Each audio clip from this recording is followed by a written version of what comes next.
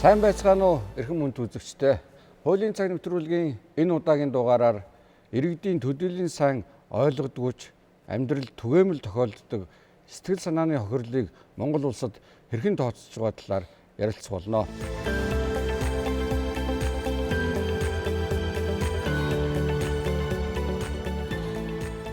Сэтгэл санааны хохирол гэж яг юу хэлж байна вэ? Сэтгэл санааны хохирол гэдэг зүйл маань Монгол улсад шинэ зүйл 2022 онд шүүх шинжилгээний тухай хуульд шинжилсэн найруулга хийгдсэнтэй холбоотойгоор 2023 оны 7 сард эрүүл мэндийн сайд, хууль зүйн дотоод иргэн сайдын хамтарсан журам батлагдаж одоо хуулийн хэрэгжилтийн дагуу манай шүүх шинжилгээний байгууллага хийж эхэлсэн. Сэтгэл санааны хохирол гэдэг маань өмнө нь хүн эрүүл мэнд болон эдийн хохирлоо нэхэмжилдэг байсан бол энэ хууль хэрэгжсэнтэй холбоотойгоор сэтгэл санааны хохирлоо нэхэмжлэх бүрэн боломжтой болж ирсэн.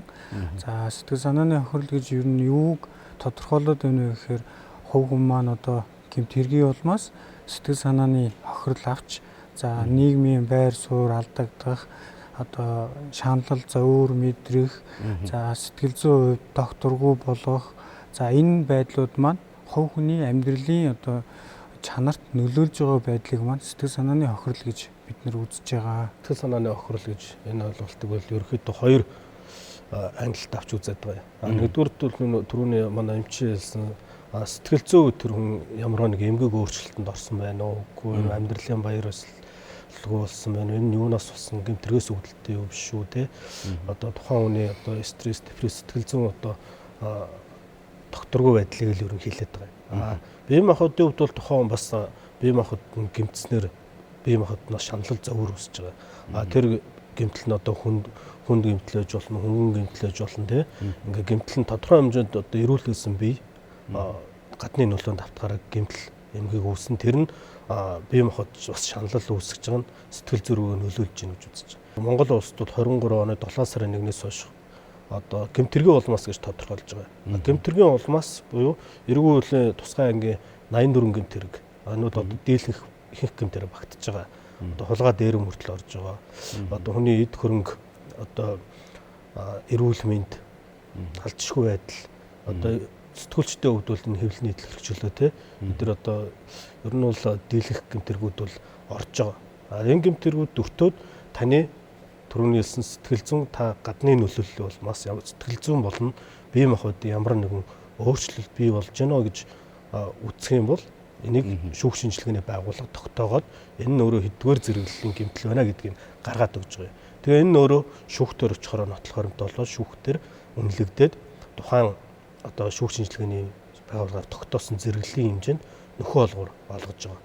Тэгэхээр иргэд маань одоо энэ нэвтрүүлгийг үзээд бүх төрлийн хэрэг дээр сэтгэл санааны хохирол тооцож байна гэж ойлгож болохгүй юм байна тийм үү? Зөвхөн эрүүгийн одоо заагдсан дийлэнх одоо гэмт хэрэгүүд дээр хохирогч болох юм бол сэтгэл санааны хохирлоо тооцоолох юм байна.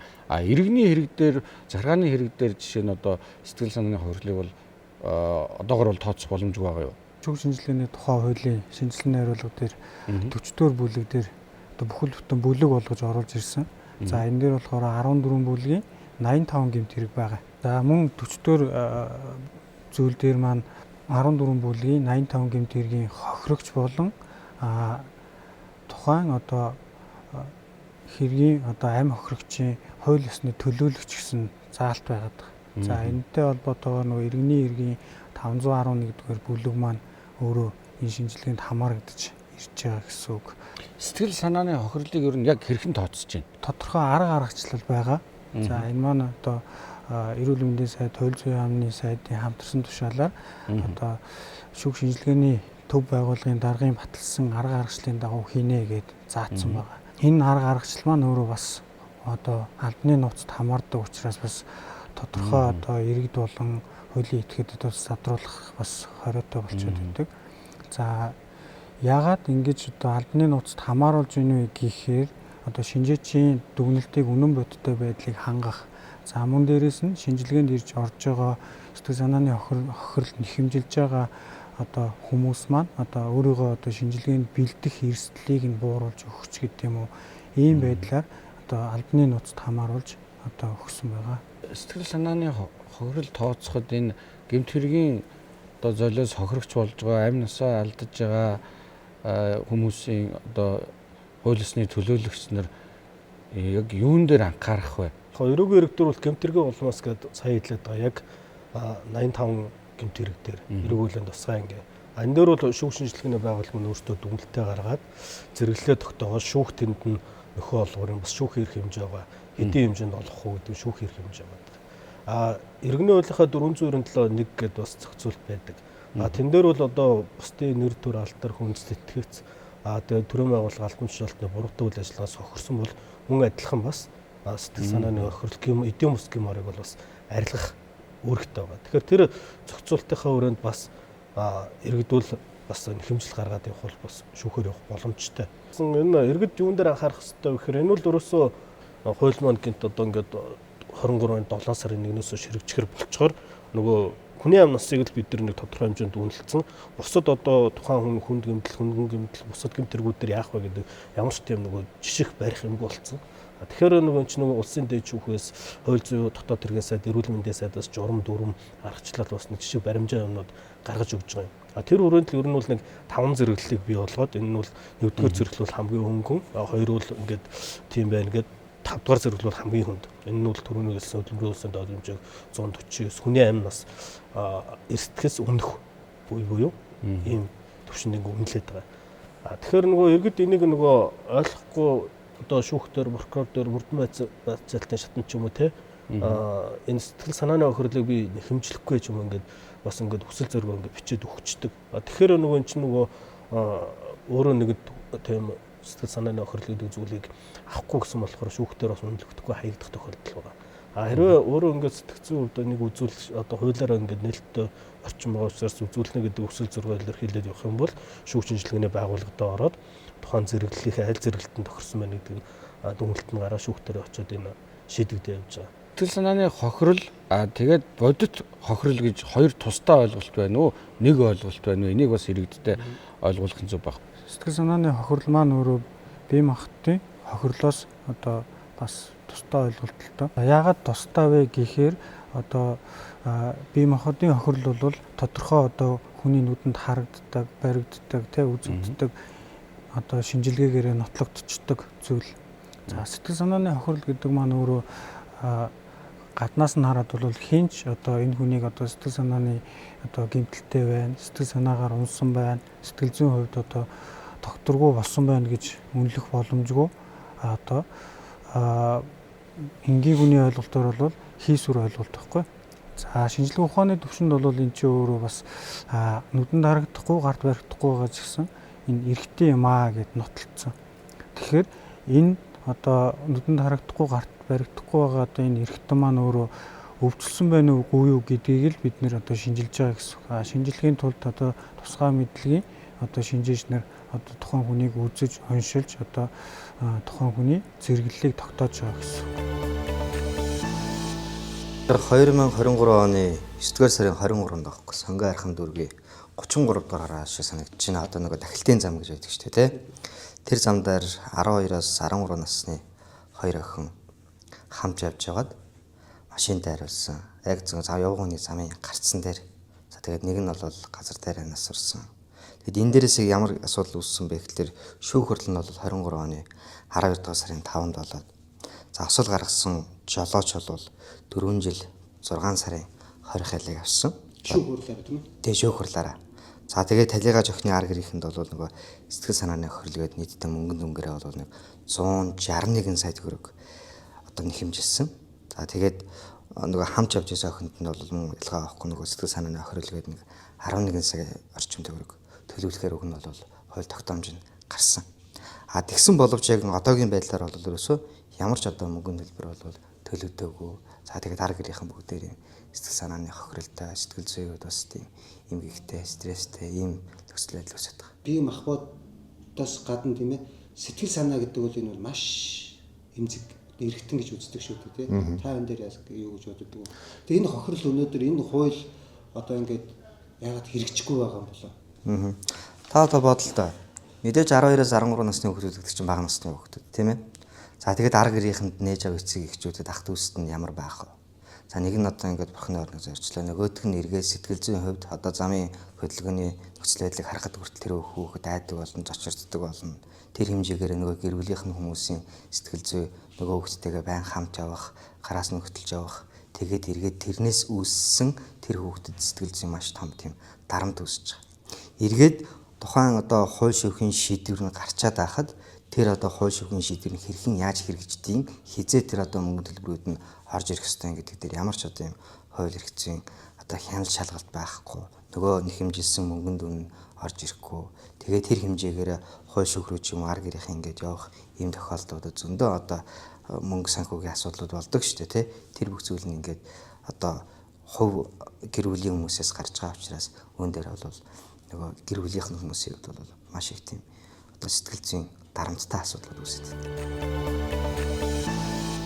Бодит тохирол гэдэг бол өөрөө эрүүгийн хуульд бас тодорхой.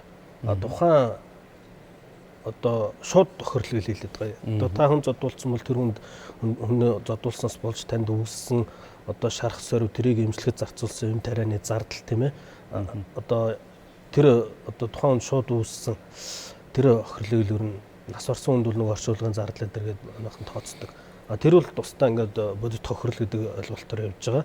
Сэтгэл санааны охирол бол энэ шүүх шинжилгээний байгууллагаар тогтоогдож байгаа. Дээрэс нь энэ ам охирогчийн хувьд бол гэр бүлийн гишүүнд нь олгогдох ийм охирол болдог байгаа. 85 төрлийн гэмт хэрэг дээр энэ сэтгэл санааны хохирлыг тооцож байна тийм үү? Тэгээ энэ болгоныг мэргэжлийн шинжээчнэр дүгнэлт гаргах зөвхөн шүүх шинжилгээний хүрээлэн дээр одоо байна уу? Ачаал ер нь хэр байгаа вэ? Шүүх шинжилгээний тухай хуулинд болон тэр эрүүл мэндийн сайд, хууль зүйн дотоод хэргийн сайдын хамтарсан журам дээр бол шинжилгээг зөвхөн шүүх шинжилгээний байгууллага хийнэ гэсэн одоо зохицуулт байгаа. Сэтгэл санааны хохирол тогтоох шинжилгээг манай байгууллага дангаараа хийж байгаа гэсэн. Ачааллын хувьд бол мэдээж одоо ачааллтай байгаа. 2 жилийн хугацаанд одоо бидний хийж дүгнсэн одоо ажлын үр дүнг одоо харгалзан үзээд тэрэн дээр анализ хийгээд одоо ямар өөрчлөлт хуулинд оруулах шаардлагатай байна. За ямар одоо шинэ зүйлийг туршмаар байна ч гэдэг юм уу те. Одоо тодорхой хэмжээний практик суудсан гэсэн үг л те. За энийгээ үндэслээд тодорхой одоо эрх бүхий этгээд болон хууль хүчний байгууллагуудтай хамтраад гарч шийдэл хайгаад ерөнхийдөө өөрсдийн хүсэлтийг бол хүргээд ажиллаж байгаа. Шүүх шинжилгээний хүрээлэнгийн ачаал ихсэнтэй холбоотой бас тодорхой хэмжээнд хэрэг хянан шийдвэрлэх ажиллагаа удаашрах, иргэд бухимдах асуудлууд бас гараад байна гэсэн ойлголт бас байгаа. Шүүхийн байгууллага болоод энэ мөрдөгч прокурор гэдэг уурлын хэлтэй ялчгүй гэмт хэргийг шалгах, тогтоох түүнтэй холбоотой одоо хэргийн шалралт процессын хүндрэл бол бодиттойгоор одоо бий болж байгаа. Ягаад тэгэхээр энэ хуулиараа шинжээч маань хэлж шүү дээ. Ганцхан шүүх шинжилгээний байгууллага гэж байгууллага энэ бүх одоо Монголд болж байгаа их гэмт хэргийг хүн бүхэн дээр дүгнэлт гаргаад байх чадамж нөөц болцоо нэгдүгürt хомс. Нэг шинжээч өнөөдөр өдөрт 6-7 хүн үзэж ч юм уу зогсоо завгүй ажиллаад байгаа шиг байна. Тэгэхээр чинь тэр хүний нэгдүгürt ажлын ачаал нэгдүгürt дийлцсэн байна. Хоёрдугаарт ингээд үзээд түрүүний хэлсэн шүүхээс бол шинжилгээ шаардлагатай бол 60 хоног хойшлуултыг. Тэр хугацаанд багтаж шинжилгээ хийхгүй байгаа. Тэгэхээр нөгөө шүүхийн бас нөгөө хэрэг шүүдэх процесс удаашрахаар шүүх одоо иргэдийн бас шүүхэд итгэл одоо хэргийн шийдвэрлэх ажиллагаа яагаад ингэ удаашраад миний юу яаш хэргийг шийдэхгүй байгаа мэ гэдэг бас юм нөгөө талдаа бас юм нэг эргэлзээ үүсэж байгаа. Тэгэхээр энийг түргэн шуурхаа шийдээд явах арга замыг зөвхөн одоо шүүх шинжилгээний байгууллага хайх биш. Төрийн байгууллага хувийн хвшлийн бүгд санаачлаад явах хэрэгтэй. Манай сэтгэл санааны охирчтой холбоо гэдэг байгууллага бол энэ 23 онд хууль батлагдсны өмнөх үед байгуулагдсан. Мэргэжлийн хуульч өмгөөлөгч нар ажилладаг. Бид нар бол энэ шинэ ойлголт учраас иргэдэд эхний ээлжинд эрх зүйн тусалцаа мэдээлэл зөвлөгөө өгье. Хоёрдугаарт энэ ажиллагаанд одоо та бүхэн эрхээ яаж хангалтж одоо төрхөн шуурга оролцох боломжтой мэй гэдэг арга замыг бас нээж өгöd байдлаар ажиллаад байгаа. Одоо шүүх шинжилгээ өөрсдөө ингээд шинжээч бэлтгээд хувь шинжээч одоо сэтгцийн шинжилгээ хийх хэрэгтэй одоо хүмүүс бэлдээд явж байгаа. Одоо Монголд 3 4 5 ингээ байгаа те. Тэр хүмүүсийг нэмэхээр нөгөө түрүү хэлээд байгаа хуулийнх нь боломж нь тэр хүмүүс жоох эрхтэй л болохоос биш хуулиараа шүүх шинжилгээ를 байгуулах гэдэг байгаа учраас бас ингээд бид нар бас ингээ хууль дүрмөө журмаа өөрчлөхгүй болохгүй байна гэдэг. Тэгэхээр энэ мэтлээ одоо шаардлагатай бол нөгөө мэргэжлийн холбоод оролцох хэрэгтэй байхгүй. Шинжээчдээ өөрсдөө бэлтгэдэг, сургадаг, хариуцлага тооцдог энэ мэргэжлийн сэтгцийн шинжээчтэй холбоо ч юм уу. Энэ холбоог нь бий болгоод өгөх юм бол энэ маань өөрөө одоо мэргэжлийн байгууллага гэдэг утгаараа төрийн чиглэлийг бас хэрэгжүүлээд төрийн ачааллыг бас хөнгөвчлөх ийм давуу талтай байна. 2024 оны 4-р сарын 17-нд Улаанбаатар хотын Хайлас орчимд зам тээврийн ноцтой осол гарч 16 настай охин нас цуурж 4-өөс 14 настай 5 хүүхэд нэг том хүн гэмтсэн юм. Тус суслын буруутан болох оод шүүхээс тээврийн хэрэгсэл жолоодох эрхийг 8 жилээр хасаж 2 жил хорих ял хоноосон. Мөн хохирогчдын сэтгэл санааны хохирол болох 168 сая төгрөгийн нөхөн төлбөрийг 5 жилийн дотор төлүүлэхээр шийдвэрлсэн байдаг. Хохирогчдын аль алин сэтгэл санааны хохирлоо одоогоор авч чадаагүй байна. Энэ мэтчлэн буруутай этгээд хорих ял авсан бол сэтгэл санааны хохирлоо мөнгө хэлбэрээр төлөөлнө гэдэг үнэн хэрэгтэй үлгэр болдог талаар дээр хэрэгээс хохирж үлдсэн хүмүүс хэлж байна.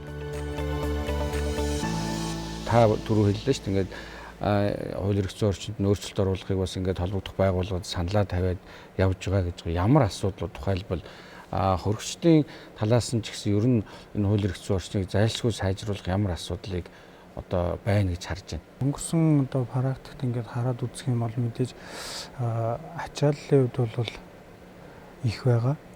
За ачааллыг бууруулахын тулд одоо ямар гарц гаргалгаа байна вэ гэдгийг ерөнхийдөө дүн шинжилгээ хийгээд оронтооны хувьд одоо хангалт оронтоогоо тэлэгч гэдэг юм уу.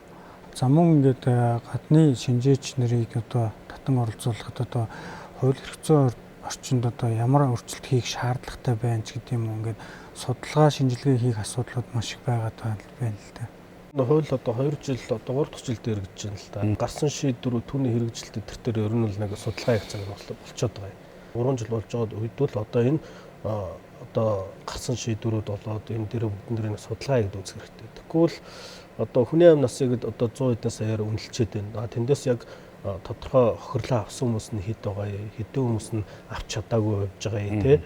Одоо шүүхээс тогтоосон одоо бусад хохирлууд төр нөхөн олбор зэрэглэлтэй холбоотой дүнэлттэй холбоотой гарсан хохирлуудыг ер нь иргэд хэр хэмжээнд аваа явж байгаа гэдэг дээрээ бол бас нэг суурь судалгаагаа хийх хэрэгтэй байгаа.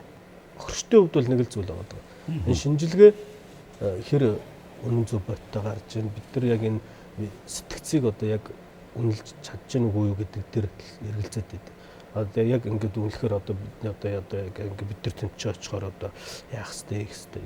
Тэгэхээр бол иргэдүүд хэлж байгаа үгүй тий чи мэрэгжлийн хүн байгаа. Та ингээд тухайн үед бий болсон зүйл чинь одоо эдийн цаг хугацаа өнгөрсөн ч гэсэн таны сэтгэл зүйн эмгэг үүсч үгүй тухайн зүйлээс та ямар хэмжээнд гэмтсэн байна, ямар л өрцсөн үгүй гэдэг чинь тогтоох жоо энэ бол чухал ач холбогдолтой шинжилгээ. Эндээ та орж иж энэ асуулт цаашаа ингэж явна гэдгийг ярьж байгаа. Хоёрдугаар тэр нөгөө иргэдийн хүлээлт үе тэр маш их хүлээж байгаа. 2-3 сараар шинжилгээгээ ойчроо хүлээж байгаа, дугаараа хүлээж байгаа тийм. Энэ асуудлыг бол зайлшгүй шийдэх ёстой. За бидний өнөөдрийн одоо сэдэв бол энэ хүмүүс сэтгэл санааны хохирлыг бол шүүх тооцдоггүй гэдэг ойлголт бол буруу юм аа. Хамгийн гол нь баримтаа зөв бүрдүүлэх ёстой. Мэргэжлийн шинжээчдийн дүгнэлтийг гаргасан тохиолдолд бол шүүх бол сэтгэл санааны хохирлыг бол бодитоор тооцож олгож байгаа гэдгийг одоо иргэддээ одоо мэдээллийг ингээд тодорхой өглөө та бүхэнд бас гэлээлаа. Хуулийн цаг нэвтрүүлгийн энэ удаагийн дугаар энэ хүрээд өндөрлж байна. Баяртай үзэгчдээ.